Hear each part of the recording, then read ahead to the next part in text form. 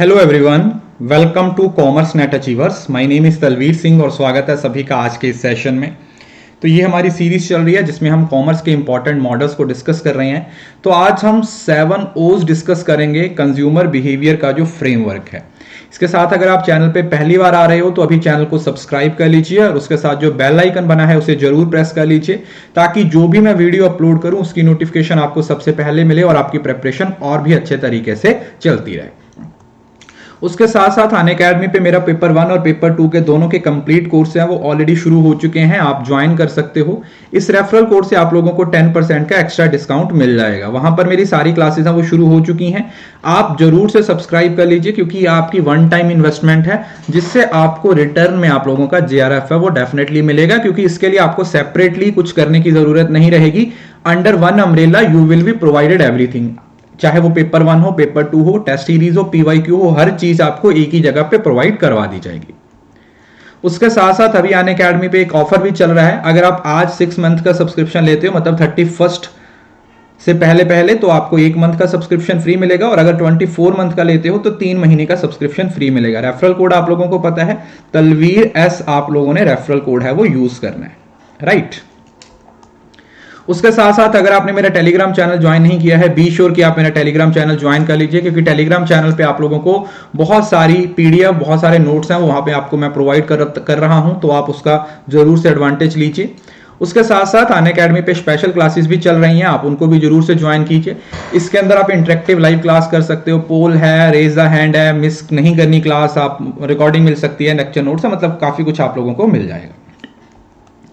तो देखिए 7S framework for consumer behaviour, मतलब कि कंज्यूमर बिहेवियर का है जो, मतलब जो कंज्यूमर बिहेवियर है उसमें 7 O's इन्वॉल्व होते हैं। Occupants, objective, occasion, outlet, organisation, operation और ऑब्जेक्ट। तो अलग अलग तरीके के हमारे पास 7 O's हैं। अब आपको क्वेश्चन कैसे पूछा जा सकता है, जैसे आपको ऑप्शन दे रखी होंगी 1 2 3 4, आपसे पूछा जाएगा कि कौन सा इसमें से 7 O फ्रेमवर्क का पार्ट नहीं है। पहला क्वेश्चन तो ये बनता है। दूसरा, आप लोगों को मैच द कॉलम में एक साइड पे ऑक्यूपेंट, ऑब्जेक्टिव, ओकेजन या आउटलेट लिखा होगा और दूसरी साइड पे उनका मीनिंग लिख रखा होगा, आपको बोला होगा कि इनको मैच द कॉलम बनाओ, तो वो भी आपका एक क्वेश्चन बनता है।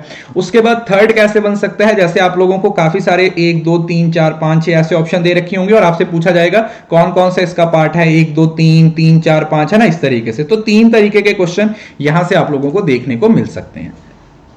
तो हम समझने की कोशिश करते हैं कि एक्चुअली में ऑक्यूपेंट क्या है, ऑब्जेक्टिव क्या है, ओकेजन क्या है, आउटलेट क्या है, ठीक है। इसको अच्छे से अंडरस्टैंड करने की कोशिश करते हैं।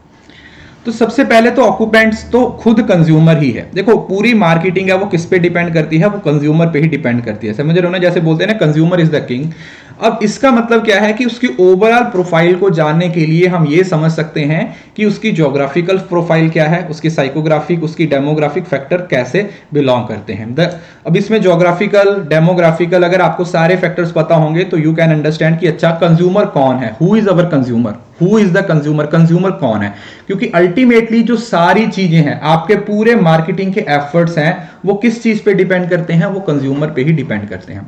अब ऑब्जेक्ट, अब कंज्यूमर क्या खरीदेगा, ऑब्जेक्ट, ऑब्जेक्ट मतलब what he is going to purchase. इससे प्रोडक्ट प्रोपोजिशन है, आप उसको माइंड में फिक्स कर सकते हो, कौन सा ब्रांड परचेज करता है, कौन सा प्रोडक्ट परचेज करता है, क्या स्पेसिफिकेशन होनी चाहिए, क्या उसका कलर पसंद है, क्या साइज, टाइप, वेरिएंट, समझ रहे हो ना। मतलब ये आपका एलिमेंट है, वो फर्स्ट पीस है, दैट इज प्रोडक्ट और सर्विस और वट एवर मार्केटिंग ऑफरिंग, आप स्पेसिफिकली वर्ड यूज कर सकते हो, मार्केट ऑफरिंग। मार्केट ऑफरिंग है वो आपके ऑब्जेक्ट में आ जाएगी और उसको वो क्यों परचेज कर रहा है, दैट विल बी ऑब्जेक्टिव।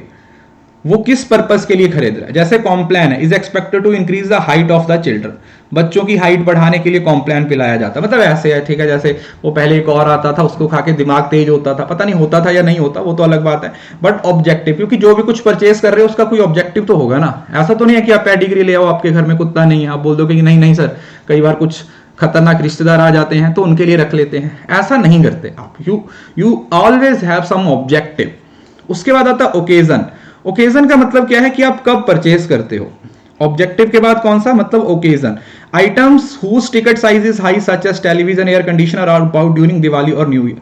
अब स्पेसिफिक करते हो, जैसे कुछ रूटीन चीजें होती हैं, जैसे रूटीन में आप कुछ चीजों को परचेज करते हो, ठीक है, वो रूटीन का पार्ट होती हैं, और उसके साथ कुछ ओकेजन्स पे परचेज की जाती हैं, ठीक है। जैसे अभी दिवाली फेस्टिवल है तो इस टाइम पे लोग घर के लिए एसेट्स, ठीक है, वॉशिंग मशीन है, टीवी है, जो अपना गहने हैं, इस तरीके की चीजें हैं वो परचेज करते हैं, that is occasion.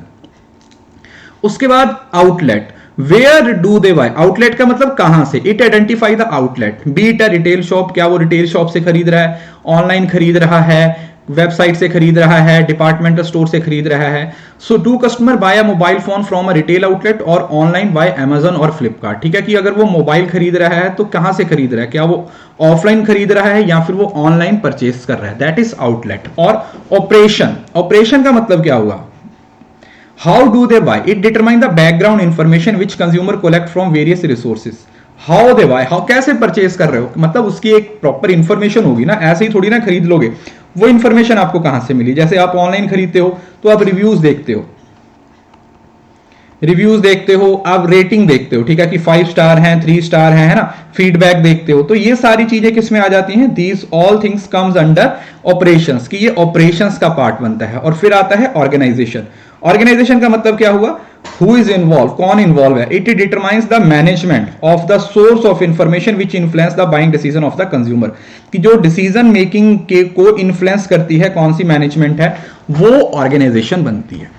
So these are the 7 basic element, एक बार रिकॉल कर लेते हैं। ऑक्यूपेंट मतलब कौन कंज्यूमर है, ऑब्जेक्ट वो क्या खरीद रहा है, ऑब्जेक्टिव वो क्यों खरीद रहा है, ओकेजन वो कब खरीद रहा है, आउटलेट वो कहां से खरीद रहा है, ऑपरेशन वो कैसे खरीद रहा है, और ऑर्गेनाइजेशन कौन उसको वो इंफॉर्मेशन प्रोवाइड करवा रहा है या कौन उसके जो डिसीजन है उसको इन्फ्लुएंस कर रहा है।